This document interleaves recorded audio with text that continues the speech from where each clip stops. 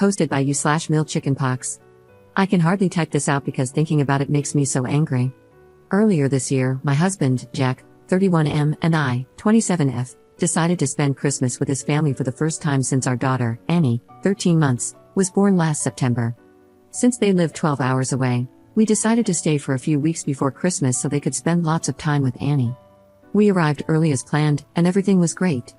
I've had a few disagreements with my mother-in-law, Trish, 56F, in the past over my parenting style. She criticized me for using disposable diapers, buying baby food from the supermarket, and not raising Annie as an organic baby, but everything seemed fine. After a day or two of settling in, Jack and I decided to pick up a few gifts from a mall about an hour away before the last-minute rush kicked in. My father-in-law, 60M, tagged along. Trish said she was happy to take care of Annie. We got back a few hours later, and Annie was down for a nap on a blanket I didn't recognize. Trish said one of her friends had dropped by and given it as an early Christmas gift. It looked pretty old and worn, but I figured one of her hippie friends was just recycling it. The next 2 weeks were fine, aside from Trish making a point to prepare meals for Annie from scratch. I mentioned this to my husband, and he said to just let her be. Annie mostly mushed the food Trish gave her with her hands, or threw the bowls on the floor, as she's been doing lately. Trish said it would take her a while to get used to nutritious meals. I was getting sick of her meddling, but it was only for a few weeks, so for the sake of the holidays, I let it slide. The day after Christmas, Annie was really unsettled and wouldn't stop fidgeting and crying. I took her temperature, and she had a fever, so I kept an eye on her for the next few days, and it thankfully started to go down. This morning, she started to get a rash and blisters on her arms and legs, and I freaked out. I was packing a bag to drive to the doctor when Trish asked where I was going. I told her Annie had a rash, and I was taking her to see a doctor. She got a weird, smug smile on her face and told me there was nothing to worry about. When I asked her what she was talking about, she said, without even looking at Annie, that what she had was just chickenpox. I asked her how she could possibly know that, and she casually admitted that one of her friend's grandkids had chickenpox a few weeks ago, so she asked them to wipe a blanket over the child's arms, legs, and face and bring it to her house. At this point, I couldn't believe what I was hearing, so I asked if that blanket was the gift Annie was sleeping on. She said it was. I lost my crap. To be honest, I don't really remember what I said because I was up most of the night for 2 days checking on Annie. I just unleashed on Trish, asking what the F was wrong with her. Jack and my father-in-law came to try to calm things down, but Trish dug in her heels and said chickenpox was the best and most natural thing for Annie to build up her immunity. I already have a vaccination schedule in place with my pediatrician, and she was booked to get immunized for chickenpox at 18 months. We drove to see the doctor, and he confirmed she had it. He said I'll have to cut Annie's nails short and might have to tape socks on her hands while she sleeps because kids so young can scratch until they bleed, which could leave scars. On the drive back, Jack started making excuses for Trish, saying that she was only doing what she thought was best. I couldn't believe he was defending her, and we fought most of the way home until I told him to stop talking to me. Annie's been scratching like crazy, and I just had to tape socks over her hands. Trish tried to talk to me when we got back, but I told her to get out of my sight. We were meant to stay until Wednesday, but I just finished packing up our stuff so we can leave first thing in the morning. I'm so angry I can't even think. Whenever I hear Trish moving around in the kitchen, my heart starts beating faster, and I feel like going out there and grabbing her by the hair. I don't ever want to see her again or let my daughter see her again. What can I say to make her and my husband realize the enormity of what she's done? I don't think I can speak coherently to their faces until Annie gets better. Update 2 months later. Thank you to everyone for your comments, inbox messages, and advice after my original post. I read all the comments and messages, and they genuinely helped, especially the home remedies for stopping the itching. Now, onto the update. I didn't think it would be possible, but things got worse. I got up first thing the next morning and started packing our stuff into the car. Once I opened it up, I kept the keys in my pocket since I was going in and out. Usually, we use Jack's set and leave mine in my bag.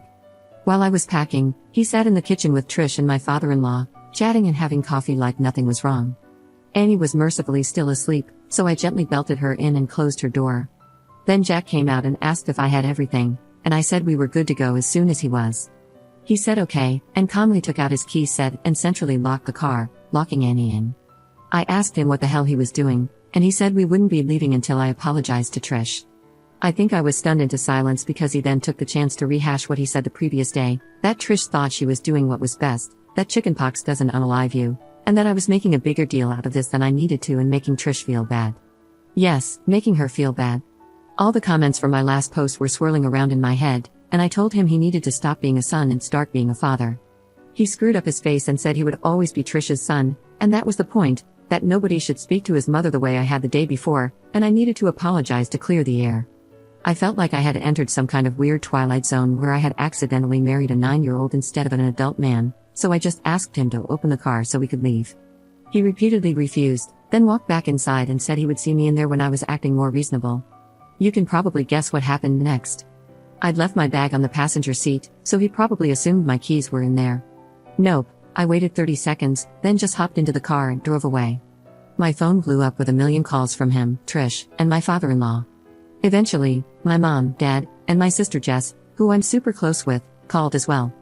I briefly texted Jess about what was happening the day before, but she was stunned to get the full blow-by-blow. By the time I was on the open road, I asked her to call Jack and tell him he could walk home for all I care. When she heard my side of the story, and not Jack's, which was apparently that I had gone crazy, frightened Trish, snatched Annie, and sped away, she calmed way down. Mom, Dad, and Jess offered to start driving and meet me halfway so I could switch with one of them and wouldn't have to drive the full 12 hours by myself in one day. I was so grateful to see them that I pretty much broke down in a truck stop parking lot while blubbering that I loved them. They all took turns driving while I rested. It was super reassuring to talk it over and hear that Trish and Jack were the unreasonable ones. Once we got back, I stayed at my parents' overnight, and they said I could stay as long as I needed. The next few days were fairly tense. I was up most of the night making sure Annie didn't scratch, which she did anyway, somehow, and it seemed like she just cried and cried until she was exhausted. She now has 5 scars on her face and a few others on her arms from scratching. I know appearances shouldn't matter, but I'm so angry that her skin is marked for life now over some stupid BS. This whole thing is just something I never expected to happen. I answered one of Jack's calls only to have him start a rant that he didn't recognize this person I had become, so I hung up on him. He was due to come back for the start of the work year, which I wasn't looking forward to, but I figured we could make it work as long as Trish was 12 hours away. Then, at around 11 p.m. one night, I got a very short and formal text from my father-in-law via Jack's phone, saying that Trish had come down with shingles and was in the emergency room, that Jack was staying there to care for her, and that he would work from their house remotely once the year started back up. Jack's been there for the past few weeks tending to Mama's every whim. I'm sure she's put on an Oscar-worthy performance of having one foot in the grave, and according to Google, it should be any day now that her painful, crusty pustules go gently into that sweet night. A few weeks ago, I was honestly so tired, overwhelmed, and in disbelief that I didn't know what to do. Now that I'm back at home with people who actually care about me, I think I'm starting to realize how lucky I am to see the weird relationship with his mommy this early on. The fact that he cares more about Trish than his own daughter speaks volumes. When he eventually comes back, I think we'll have to have a serious talk about our future together. Commenter. You only get shingles if you've had chickenpox. The new vaccine prevents it. Rather ironic. I'd get divorce papers served before Mommy Dearest decides your daughter should become a breatharian or join Scientology.